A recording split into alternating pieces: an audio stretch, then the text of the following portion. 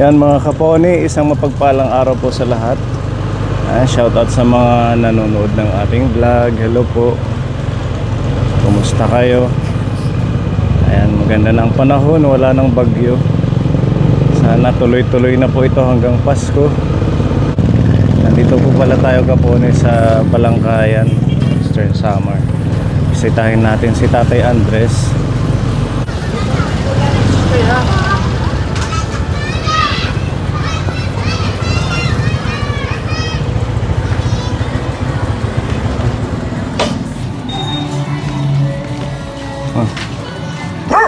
May aso. Sumalubong malaking aso.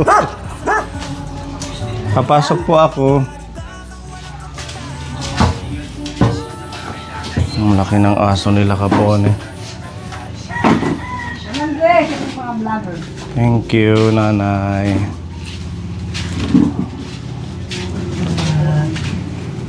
Nagbabasa ng Bible. Kumusta ka na, tatay?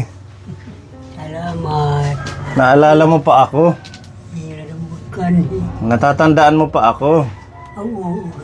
Anong pangalan ko? Aldi. Aldi.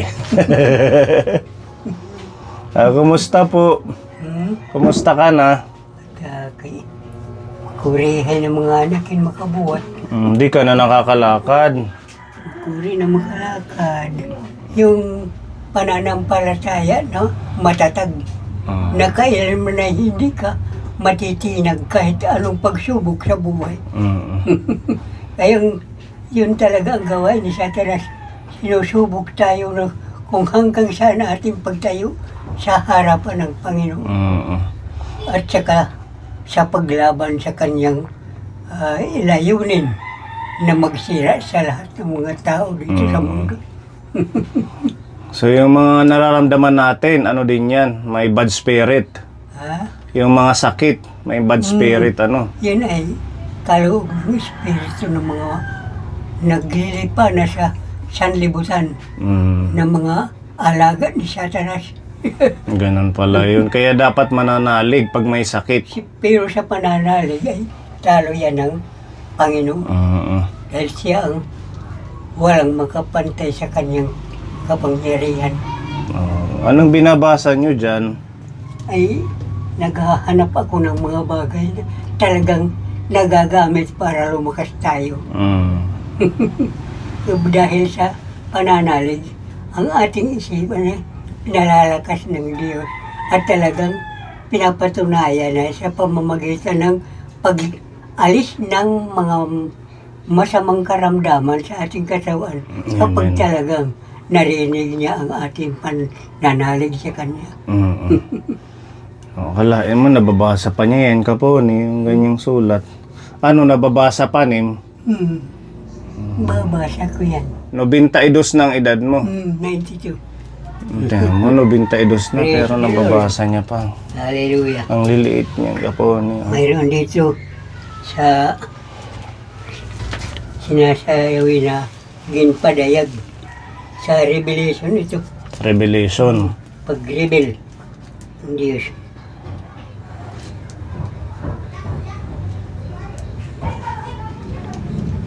Sabi dito, niya nagpatunugan iya trumpeta ang ikapito nga anhel nga nagkan may dagko nga mga tingog sa langit nga nasiring an gahom hin pagadi han kalibutan iya na yana han aton Ginoo.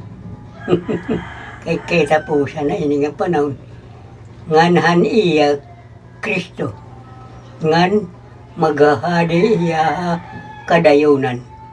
Amen. Ngan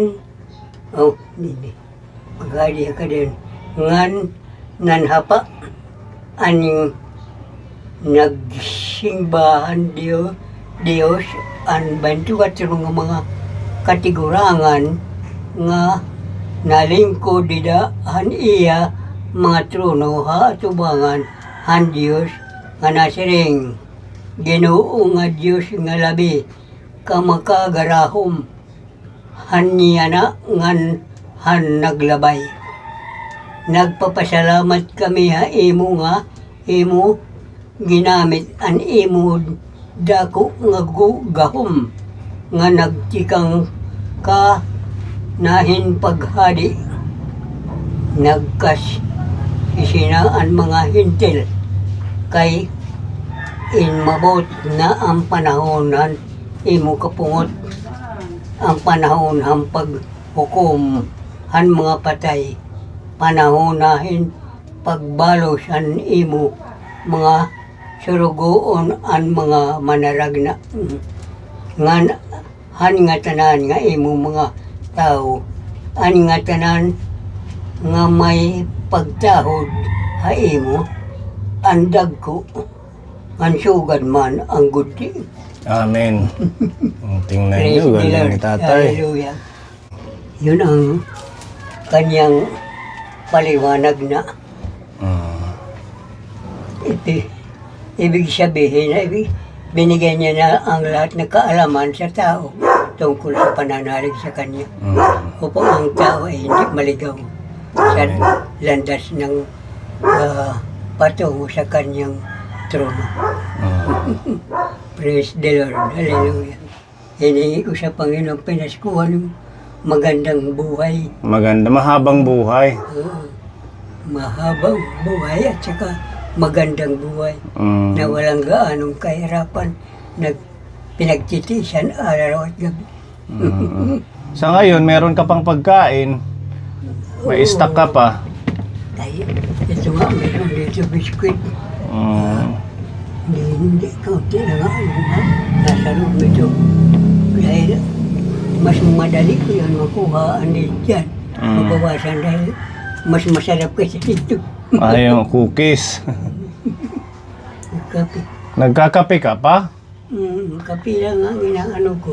Ayaw mo ng gatas? Ay halo man yun ako. Halo yan ang gatas. May dala kaming insure. Wag na yung kape. May ano. Insure na gatas. May dala kami. May kape. Oo, yung Maraming salamat na naman yun. Naku, ating blessing ni Tita Mel. kayong masustansya ito nakuha. Oo, masustansya yan. Ng pagkain. Timplahan kita para ito kasi yung iniinom niya. Oh. Maraming salamat. Okay. Yan, timplahan natin ka po ni si tatay ng insure. Thank you, Tita Mel. Nung last month na pag-visit natin sa kanya, nakalimutan ko siyang dalhan nito. Kaya Okay, bukas. priority ko ngayon na mabigyan siya. Kasi napakaganda ng insure sa mga seniors. Lalo na pag ganito medyo may ano na sa tuhod, masakit na. Makakatulong sa kanila yung gatas. So, 3 takal. Ganyan.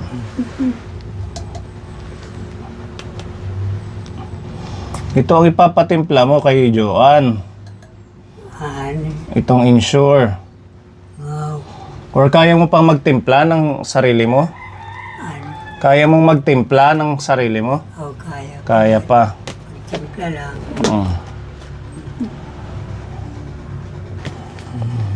Itabi mo na lang para magtimpla ka mamaya ng gabi or bukas. Maraming salamat nito. Walang anuman. Inom na. Praise the Lord. Iinom-inuman ko. Para.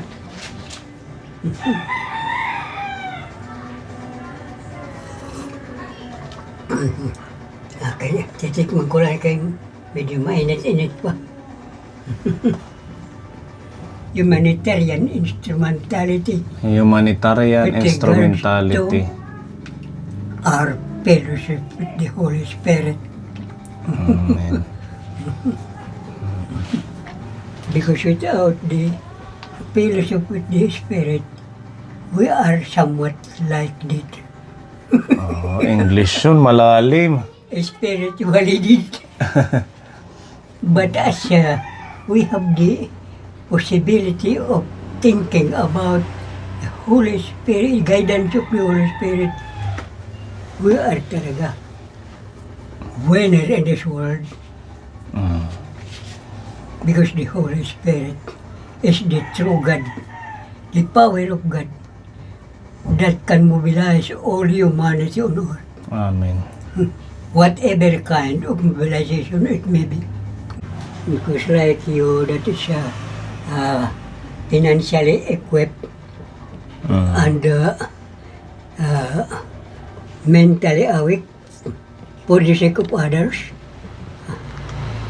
he have the possibility of entering all other countries for that kind of venture.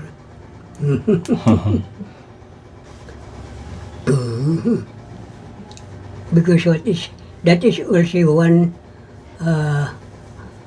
means of obedience to God's will. And because it is an obedience to God's will, God will provide you all the things that are necessary for your voyage. Amen. Salamat sa mga magagandang salita na sinasabi nyo sa amin. Maraming salamat po sa mga pinagkakaloob niyo sa akin dahil sa aking sarili sa ngayong panahon. Kahit ano pang gawin ko ay hindi ko na kaya kuha ng mga ganyang bagay.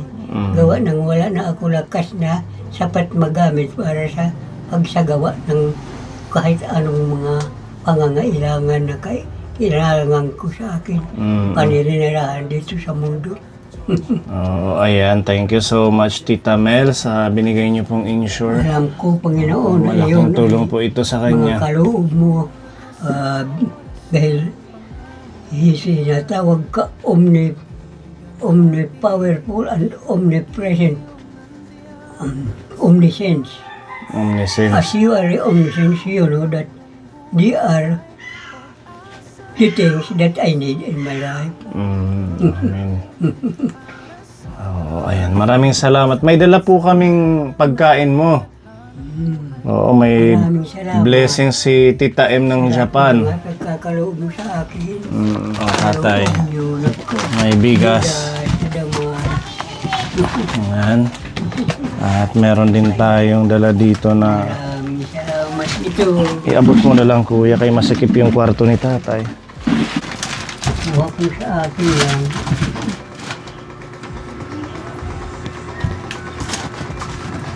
Ako, ang dami nito. Ayan, madami po yan pagmamahal ni Tita Kain M. na naman mga biskwit. Ako, May tinapay, napakarami tinapay. tsaka biskwit. May oatmeal dito para pag mag-aalmusal ka. Ikaw na ang bahala dyan tatay ha. Tapos itong manok, ipaluto mo na lang kay Ate Joanne. Para meron kang Maraming salamat nito. pagkain na supply from Tita M. Sa panahon ito ay di na kaya makakuha ng ganyan dami ng mga pagkain sa akin. Maagang pamasko sa'yo ni Tita M. Maaga pang lumating. Di ba? Meron na siyang gatas na insure. Meron pang mga bigas, groceries, at least. Aldi. Buti hindi mo ako nakakalimutan. Ha? Oo. Isama mo sa prayers yung ating mga sponsor. Palagi ko kayo sinasama nga sa aking pananalangin. Bawat pananalangin ako na hindi mo kayo, pagkalooban rin kayo ng kaligtasan kahit anong kalagayan mo, kahit saan ka pumunta. Ay alam ko na hindi mo ako pinababayaan. Talagang pinagkakaloob ang lahat na nakukuha mo para sa kabubuti ng aking buhay. Amen. Praise the Lord. Hallelujah. Ay, naku. Wala akong matatagpo ng ibang tao. Ganyan ang ugali. Nagbibigay ng lahat ng kanyang makukuha para sa ikabubuti ng kapwa. Blessing ni Lord sa'yo. Yan. Di ba? Praise the Lord for the blessing that you are granting us, O God. Hallelujah. Amen. Okay, thank you sa ating kapwa ni sponsor. Praise the Lord. Hallelujah. Praise the Lord rin. Pagkalooban kayo ng pangangasiwa ng banal na Espiritu na kayo ay mabantayan kahit saan kayo pumunta at kayo ay mailihis sa iba't ibang uri ng kasamaan ng mundo. Praise the Lord. Hallelujah. Thanks be to God who give us the victory. Thanks be our Lord Jesus Christ.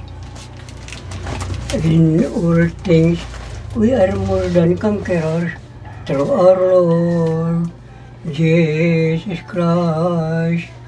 Thanks be to God who give us the victory. Thanks be our Lord Jesus Christ. In all things, we are more than conquerors through our Lord Jesus Christ. Salamat sa iyo, aking Panginoon Jesus. Ako'y inibig mo at inangkin lubos. Ang tanging alay ko sa iyo, aking Ama, di ko makayanan maipagkaloob. Mamahaling hiyas o gintong nilukob. Ikaw lamang Ama at wala nang iba aking iniibig. Aming panalangin, liwanag sa mundong dumidilim. Pag-ibig at pag-asa ang dala. Lahat ng kapon ay sumasaya sa bawat hakbang, sa bawat aral.